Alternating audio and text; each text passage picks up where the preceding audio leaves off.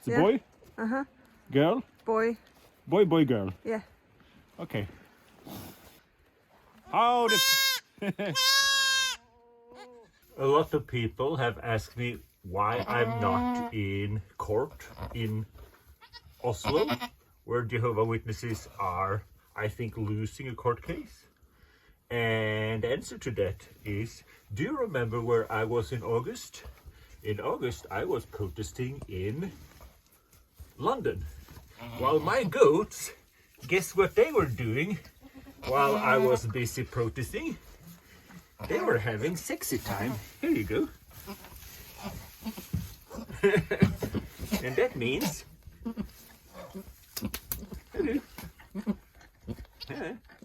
Start breathing.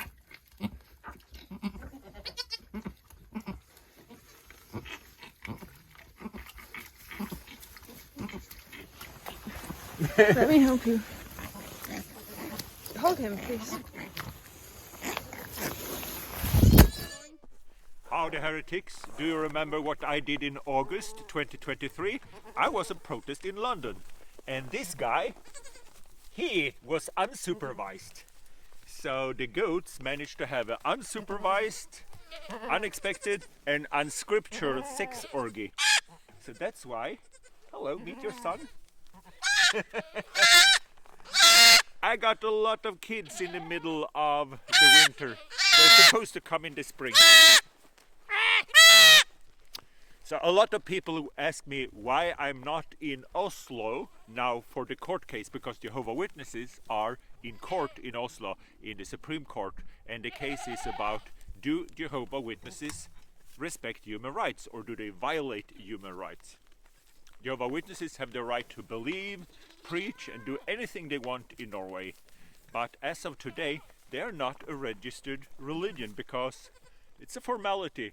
If you want to register as a religion and get a tax benefit, you also have to respect other people's rights.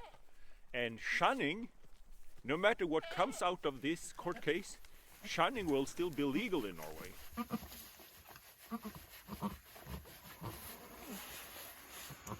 It's not mandatory to talk to someone. Imagine if the government would tell you that you have to talk to family members. That would be oppression. However, extortion is illegal. It's like, imagine if I would take a picture of you in a strip club and show that picture to your wife, that is legal. However, if that would be used in a method of extortion, it would be illegal. So showing a picture to someone is both legal and illegal, and it's up to a judge to decide what's the difference. And shunning, like the act of not talking to someone you don't want to talk to, is legal. However, if it's in a system and it's organized and rigid, like Watchtower do, I would say, and hopefully the judge would say, that it is extortion. And if you use extortion to limit people's civil rights, then Watchtower would de facto be violating human rights. Like, let's say a person get baptized when he's 10 years old, and then later when he's 19 years old, he wants to vote in Norway. And as a Norwegian citizen, he is allowed to vote. And then Watchtower steps in and say, well, if you vote, you will be disfellowshipping yourself. They call it, what do you call it? Disassociation. It's just a legal word they made up. It doesn't mean anything. But basically you get disfellowshipped for voting. And then your family can talk to you, and there's a whole system in place. If my mother spoke to me, she might get disfellowshipped, and then her other children will not speak to her. That's a judge to decide. Do Watchtower cross the line of between not talking to someone you don't want to talk to, or organized extortion to limit people's human rights? So Watchtower, what they do in court is they say that all this is just isolated incidents. Is that fair? If you're a Jehovah Witness watching this, you know shunning, that's an organized thing. It's not like if you do something that violates the Watchtower rules, some people get shunned, some people don't get shunned. No, if you get this fellowship, you get shunned. it's an organization, but they actually say no matter how many former members that witness, the witnesses, they will just say that, well, this is just another example of an isolated incident, which is kind of not telling the truth. So what happened in court is that in the morning, Bobina, don't chase the goat. I'll just go in and put this one in so he will not be freezing. This is William Turner. My patrons get to name him. Come on.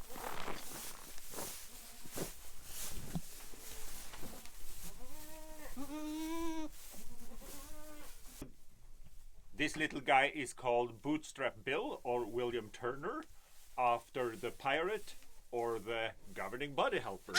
But I say pirate and a governing body helper is basically the same. They will take your life, they will take your gold.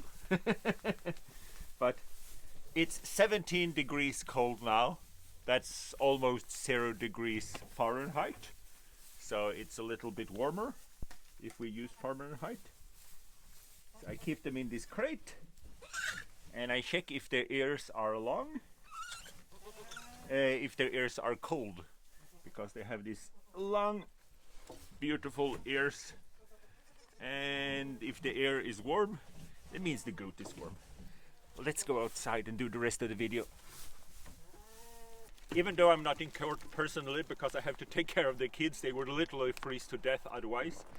There's a lot of PIMOs that I'm in contact with and apostates that sends me feedback. And every day start like this. There's a shitload of Jehovah Witnesses super early to go in and fill up the courtroom.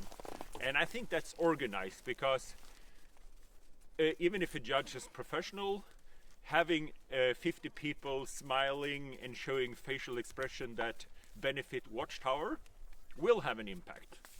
And that's a legal thing to do. And normally Jehovah Witnesses are very well behaved in court. But the higher ups, they often lie using different interpretation of words. Like the Mormons used to do, they say, we don't do polygamy, we do plural marriage. However, no one used the word plural marriage. It's just a made up word. So there were never any court case in the United States of America where the lawyers would ask, do you do plural marriage? So the Mormons would just do, no, we never do polygamy. And since no one asked about plural marriage, they felt that they were not lying. Jehovah Witnesses use the same thing. They say, we don't baptize children, we only baptize grown-up. Well, are you telling the truth, nothing but the truth, and the whole truth? So help you, Bob. Because if the truth is that you do baptize children down to 6 years old, then it would be possible to say, we only baptize children that we consider having the maturity to make such a decision. That would be telling the truth, the whole truth, nothing but the truth. But they say, we don't baptize children, period. That is a way of lying. You create a new interpretation of a word, and then they claim that they're allowed to do so. It's a strategy to deceive. However, I would like to tell you something fun. It is when the Jehovah Witnesses give their witness in court about how shunning works, they do the talking point that they are taught by Watchtower. They say things like, shunning does not have an effect on family relations. And we all know that it has an effect on family relation. My mother, she's a Jehovah Witness, she's not allowed to talk to me. According to the elders book, the secret elders book, she could be disfellowshipped to talk to me. But still they are in court under oath witnessing that it does not affect family relations. So that's sad how they can lie in court. But that's because they define family relation as DNA. That's not what the judge asked for. Does shunning alter the DNA? Was never the question.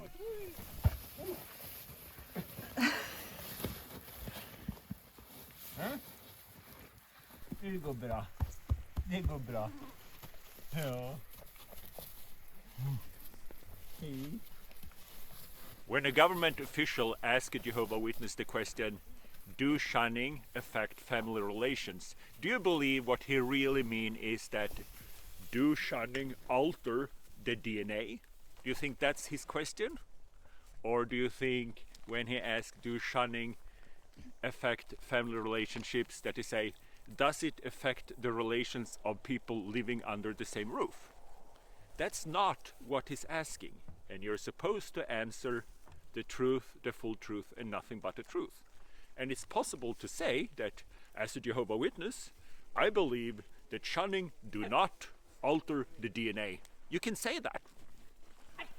But saying that family shunning does not affect family relations, that is, I would say, lying in court. But now the good thing, when the Jehovah Witnesses come up and take the stage and they done all the Jehovah Witness cliches, and the judge, no, the government's attorney asks them real questions and they go off script, they basically tell the truth. So they would say things like, like, I would never talk to my kid, or I would not talk to my uncle, or I limit this, I limit that. So the judge actually do get the correct view from the witnesses as soon as they go off script. And I think that's a nice thing, that the rank and file will tell the truth. There's a lot of Jehovah Witness PIMOs. So when the courtrooms fill up with Jehovah Witnesses, a lot of them are PIMOs. And when they see the Watchtower high-ranking officials giving their testimony, they get angry. What are you doing? Huh? So, a Goatlike personality. Horses are much better than this than goats. So a lot of PIMOs I've been talking to, they are actually as of now angry and disappointed when they see the people they used to look up to lying in court. And it's all about money. Because Jehovah Witnesses' right to believe, to preach, even to shun, is unrestricted in Norway. The only thing that's restricted is Jehovah Witnesses' ability to vote, because the governing body tells them they are not allowed to vote. And the governing body do not get money from the Norwegian government for suppressing the rights of Norwegian citizens. So how do I think this will turn out? Well, I think Jehovah Witnesses will lose, because they should.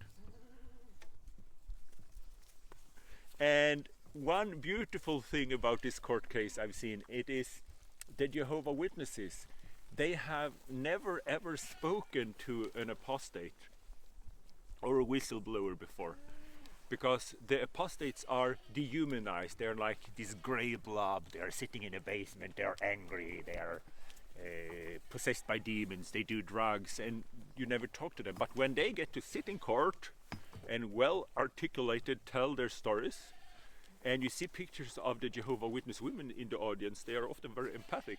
They're like, they can feel for them, and they can, all of a sudden, they see them as a human. So that's actually very nice to see. I think the rank and file Jehovah Witnesses are often very nice people. And I think when we do activism, we don't do this because we're angry. Well, we shouldn't do it because we're angry. We do it because we love the Jehovah Witness kids, and someone needs to protect their rights, because they have the right to change their religion, they have the right to vote in the future, all of that. Huh? So we're protecting the rights of children, we're protecting democracy. Can you imagine something better? And the Norwegian Court, they were basing a lot of this on the Australian Royal Commission case number 29. So the work being put in by hardworking apostates in Australia have a ripple effect. And when we protect the rights of Jehovah Witness children in Norway, this will also protect children that grow up in other cults in Norway and in Scandinavia and in the world. So it feels good to be a part of the good side. We're not against the Jehovah Witnesses. We just don't want Jehovah Witnesses, the governing body, to get money as a result of them violating human rights. So I'll make some more videos about this, but thanks for my patrons. and they get to name my goats. I got 21 goats now. So I need some extra name. Things are going the right way, and now I had to put some straw in the barn. So, see you in paradise.